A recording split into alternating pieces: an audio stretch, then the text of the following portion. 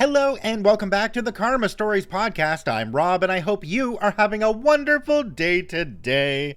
Today I have 8 short stories for you from the Tales from Tech Support subreddit. The Karma Stories podcast is published to all major podcasting platforms, and you can also read along on YouTube under our @Karma Stories podcast handle. If you have a story you'd like to submit to the podcast, you can do so by email at karmastoriespod@gmail.com. Alright, on to today's stories. Let's get our nerd on. This story comes to us from Falco Pilot, Cable Management. I used to work for a company that provided a software as a service product to law enforcement, specifically jails. It was a small company. I was a developer, trainer, and end user support. Note that jails do not close. This makes one very motivated to write solid, easy to use software and train the users very thoroughly. One morning, about 4 a.m., I get a phone call. Our software stopped working.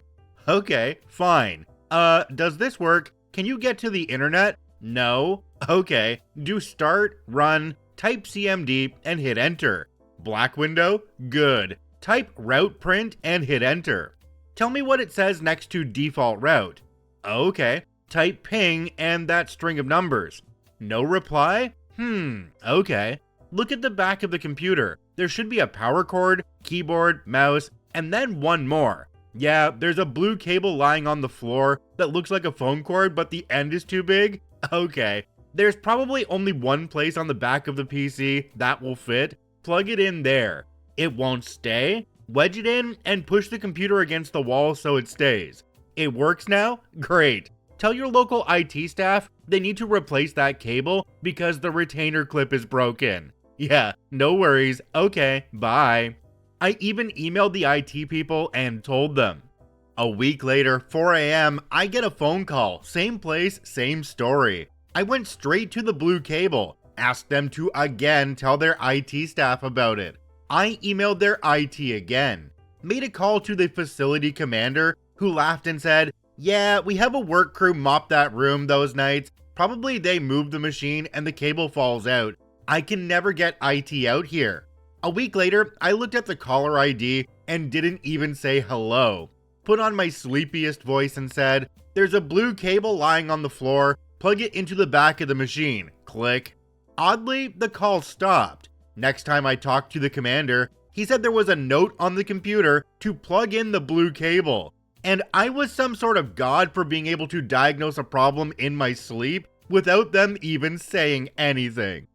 Jumping down to the comment section on this one, we have one from a user called Rathman. It says, "I'm just picturing the user staring at the handset, utterly baffled and a little bit spooked. If they didn't know about the previous string of support calls, that would have indeed looked godlike." Alright, at the beginning of this one, OP said that they were supplying their services to a jail, and a jail was having an issue with a computer that was being moved every time the service came in to mop. Okay, this is a jail, so it's important that those computers are up and running 24/7. So it sounds like this computer was not set up in a secure, ideal location because they could keep on hitting it. So this issue wouldn't just be fixed by a new cable, this would actually need to be fixed by a new cable, plus education of the people mopping, and the people that use the equipment in the future as well. This story comes to us from Gouch Grease. "My reader isn't working. Just discovered this place, so I figured I'd throw my hat in the ring. I work at a car wash tech company. People call us all day long telling us that something is broken and they need us to fix it. Anything from prices to soap timing to recharge plans to barcode readers to printers to... It's a nightmare, but overall the job isn't bad. We even get some decent clientele, though very few actually know how to even use a computer. Some of the older sites still use DOS. I had a guy call in telling me his XPT, the pay kiosk, is telling him that his FastPass reader is disabled. I work with this guy for over an hour. Check cables, check power, check 30 different settings in his database, check the Phoenix block connecting the FastPass. Nothing gets this error to go away. The thing is even enabled in the XPT's maintenance mode. I finally get a video session. This part is my fault. Should have done it earlier, admittedly, and just so happened to notice there's a big old blank space where the FP reader usually is. At this point, I have my head in my hands, and I ask, "Sir, does your site use FastPass?" And he replies with a quick and cheery, "Oh, no." I had to mute and laugh my butt off for a while before telling him to disable it in maintenance mode. At least he was nice, but my customers are on a different level of stupid. Over an hour, and this man didn't think it was important to mention he doesn't use the thing that's having an issue. Jumping down to the comment section on this one, we have one from a user called Rockeye. It says, "I bet the missing inferential step was the customer thinking but not saying, I don't even use FastPass, so why is it showing me an error about it? Surely the tech will make the error go away." From my experience working in tech support in the past, you don't realize just how much people don't understand technology and how hard it is for most people to communicate exactly what's going on. A great example of this being somebody that says, "My computer's running really slow," when the computer's actually running perfectly fine and their internet connection is running slow. In the case of this story though, OP could have saved a whole bunch of time if the program was originally coded to say that this device was not present instead of just saying that the device is disabled. This story comes to us from Snoo80849, AD Auditing and You. In my current job, IT is expected to change employee data upon request or if we stumble upon a change that was missed. It's largely passive, based on tickets or emails that come in with a request. Recently, the HR department has been finding things that weren't updated right away or were missed for one reason or another. We understand up-to-date info is important, so we fulfilled those things right away. However, there has been recent pressure for IT to constantly edit and reach out to supervisors about user data to track the locations of various field employees and other people. People in the field sometimes just leave without an exit ticket being generated. In this case, a manager left and a ticket wasn't generated for several days. I tend to get frustrated when there are staff changes and we aren't told right away, and then HR freaks out access wasn't revoked. Why isn't user's account disabled and direct reports changed? I don't see a ticket for it. When did user leave? A week ago. Please make sure to audit their accounts and update all related user information. Can I request a ticket with affected users and what needs changing? We need a request from field director. Alright, can you contact field director and have them generate the ticket? Okay, but you should have disabled accounts. Repeat the above till my brain is set to spin cycle.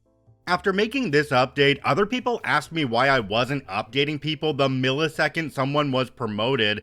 I said it was set to change on a specific day in a month's time. They were a department head and were transitioning to the new role slowly to have a decent handover. Jumping down to the comment section on this one, we have one from a user called Mr. Dumb As Can Be. It says, "How about just randomly disabling a couple accounts each day and see who complains? If they do, they're active. If not, IT is proactively disabling inactive users. I suggest starting with the managers and their departments that are giving you issues and HR. Yeah, OP, HR is expecting you to be a mind reader, a time traveler, and maybe even a wizard. Next time, maybe you should just tell them that you're fresh out of crystal balls and flux capacitors, but you'll settle for a ticket and some common sense." This story comes to us from Prog9999. One server, two issues. Just a couple of quickies. Scenario. Somehow, another department in a different part of the city bought their own NetWare server. They run it themselves, but are for the most part clueless. This was going back to the early 90s. I have no idea how they were ever allowed to do this. Also, as this was the 90s, connectivity was not all wired, and we had some sort of wireless comms between sites. First one, we're uploading a new database for them, but each time we try, we get an out of space error. Their admin assures me it's a 1 GB disk. He was very proud of his 1 GB of space back then, and there's loads of space. This ping-pongs for a few days until the penny drops at his end. He's enabled user quotas. Second one, we are yet again copying his new database files over, but this time we can't see his server. Assures us his department can see it and the problem must be at our end. We can see everything else in the network bar his. Again, this ping-pongs until yet again the penny drops at his end. He's got someone in looking at the roof of their building who happens to have stuck their gear right in front of the comms dish. Moral of both stories, leave IT to the folks who may have a clue. This story got me doing a bit of Googling and looking into the comms of the early 90s.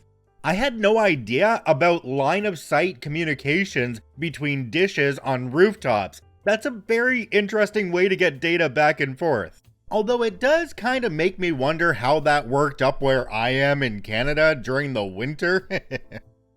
This story comes to us from TMO where percussive maintenance is the fix.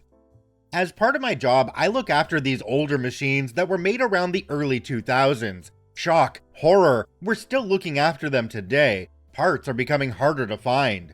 One of the parts included is a touchscreen. They're pretty solid after all these years. The only issue is there's a plastic case to surround it on its edges, so after a while, things like dirt, grease, or whatever could possibly get caught between the screen and the plastic surround. So we discovered quickly the best fix is a little punch to the screen, nothing too heavy, just enough to get it working again. One venue we looked after didn't like me. They thought they were more important than the rest of the town. Every now and again, I get the manager whinging, "Why wasn't I there the moment the machine played up?"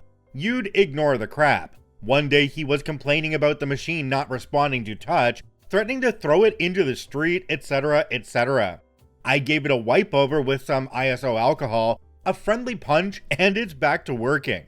A couple of days later, I get a call from the bigwigs in the big city saying they've got a complaint from one of the venues. Apparently, I was very angry at them and attacked the machine.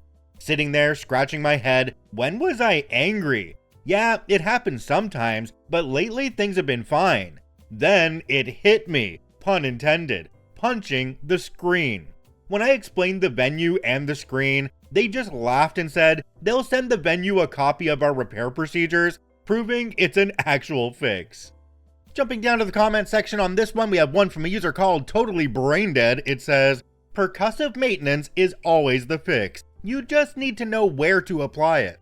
Okay, personal story, I just finally replaced the monitors on the computer I use to make these videos, because for the past 4 years-ish, I've had to wait for them to warm up and then sometimes had to smack one of them so that the screen would clear up and not show me weird colored lines. So I completely understand the percussive maintenance thing. This story comes to us from Programmer's Choice 7737. I put it in rice though. I didn't take this call, but I listened to the recording and it went something like this. "Hello, this is support. How may I help you? Yeah, all of our docks are broken in our office. I think there was a power surge or something overnight."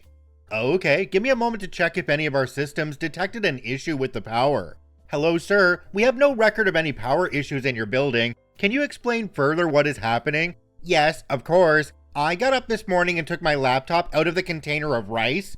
Muted. Container of rice? WTF? "Sorry, sir. Container of rice? Why was the laptop in rice?" "Oh, because I accidentally spilled some juice on it over the weekend and I wanted to get it dried out." "Okay, sir. That may help dry out the machine, but it won't remove any residue from the liquid. I can have one of the hardware techs come to you when they're available, or you can bring your device to room number this and they'll take a look at it." "No, this is a power issue. We need someone over here now to get this fixed before the rest of the office comes in."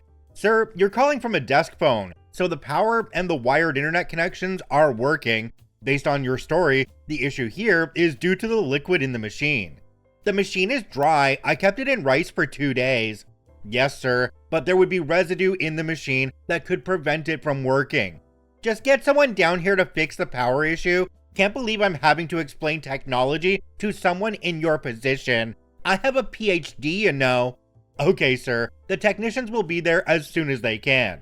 Later, spoke with the hardware techs after, and this guy fried his PC and several docks. This was back when some docks connected with prongs into the bottom of the PC.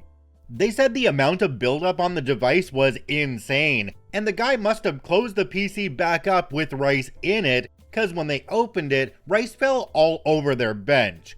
Dude killed almost $10,000 in equipment cause he thought rice was a magical cure-all.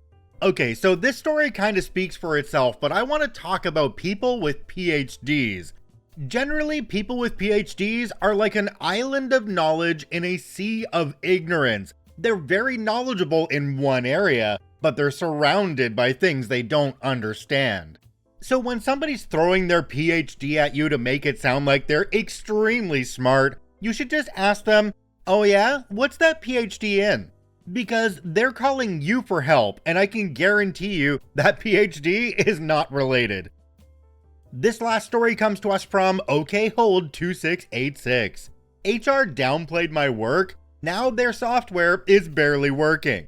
So this happened during appraisal season a few months ago. HR told me that I didn't deserve a good raise because apparently all I did throughout the year was bug fixes and improvements. They said I haven't delivered many features, and features are what actually matter for a raise.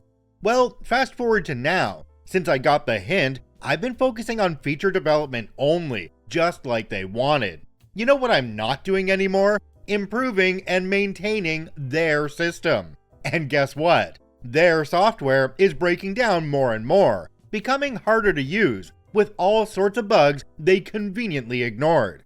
HR recently complained, saying things weren't working properly. All I could do was smile and remind them that I'm focused on the features now, just like you said.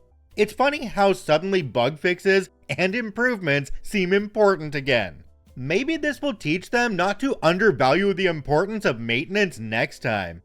Yes, this is the true problem that we have in IT. Everybody thinks, oh, everything's fine. Why do we even pay you guys? And then it's, everything's gone to crap. Why do we even pay you guys? If you enjoy daily Reddit stories, I encourage you to follow and add us to your favorites on whichever podcasting platform you enjoy the most. And if you're watching and listening on YouTube, please hit that subscribe button and drop a like on the video. It really helps us out. I thank you for watching and listening. I hope you have a wonderful day, and we'll see you tomorrow.